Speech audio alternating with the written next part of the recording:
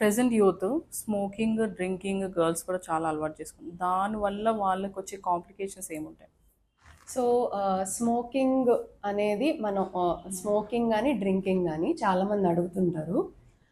ఎంత స్మోకింగ్ చేస్తే పర్వాలేదు, ఎంత తాగితే పర్వాలేదు అని. సో ఈ అలవాట్లను మనుషులు వదలలేకపోతున్నారు కాబట్టి గైడ్ లైన్స్ లో కూడా ఇంత ఎక్స్పోజర్, ఇంత ఓకే, ఇంత గ్లాస్ తాగితే ఆల్కహాల్ పర్వాలేదు అలా అని రాస్తారు.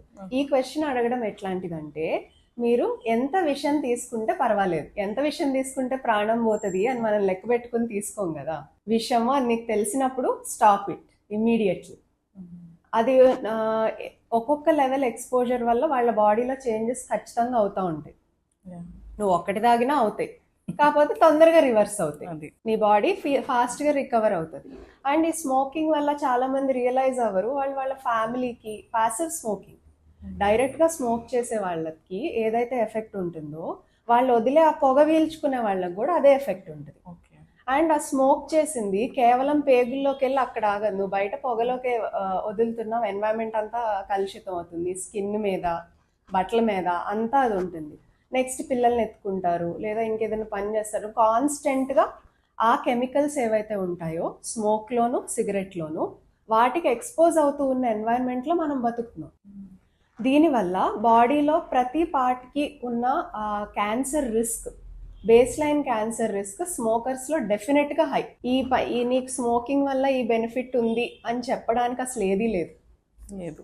So smoking is definitely very very bad. అది క్విట్ చేయడానికి ఏం చేయొచ్చు, ఆ కోపింగ్ స్ట్రాటజీ దేని ద్వారా వాళ్ళకి తగ్గించుకోవచ్చు అనేది ఇండివిజువల్గా వాళ్ళు ఖచ్చితంగా శ్రద్ధ పెట్టి ప్లాన్ చేసుకోవాలి. నెక్స్ట్ ఆల్కహాల్ తీసుకుందాం. ఆల్కహాల్ ఇంతవరకు తీసుకోవచ్చు ప్రెగ్నెన్సీలో అని కొన్ని గైడ్ లైన్స్లో ఉంటుంది.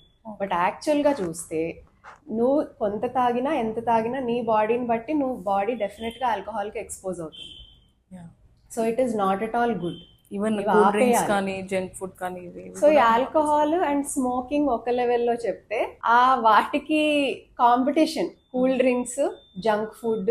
అండ్ జంక్ ఫుడ్ అని మనం మాట్లాడినప్పుడు హోటల్ ఫుడ్ కానీ, బేకరీ ఫుడ్ కానీ, లేకపోతే మైదా వేస్ట్ చేసి మన బర్గర్స్, పిజ్జాస్.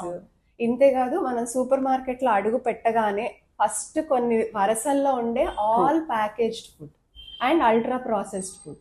అవేవి మనకి బలం ఇవ్వవు, ఆరోగ్యం ఇవ్వవు, వాళ్ళకి డబ్బులు వస్తాయి అంతే. అమ్మే కంపెనీకి మనీ వస్తుంది తప్ప మనకి వీ గెట్ నథింగ్. ఆ దాంట్లో ఉన్న టేస్ట్ కారణంగా మనకి ఏదైతే ఆ ప్లెజర్ వస్తుందో, మనకు ఆ టేస్ట్ ఇష్టం కాబట్టి ఆ కొద్దిసేపు మనకి అది బాగుంటుంది, కానీ లాంగ్ రన్ లో అది మనకు ఉపయోగపడేది కాదు. ఇప్పుడు ప్రెసెంట్ యూత్ అదే ఫోకస్ చేస్తున్నాయి, యాక్చువల్లీ అవే ఫుడ్ తింటున్నాయి. ఫోకస్ అంటే అది ఐ డోంట్ థింక్ ఇది మీకు హెల్దీ కాదు అని తెలిసిన వాళ్ళు ఇదే తింటాము అని అంటారు అని. కానీ దాని టేస్ట్ అంత అడిక్టింగ్ ఉంది.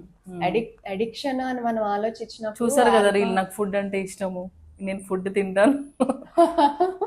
అవును. సో ఫుడ్ అంటే ఇష్టం, ఫుడ్ తింటాను అని అనుకోవడం I think it's a good thing only. కానీ ఏం తింటున్నాను అనేది చూసుకోవాలి.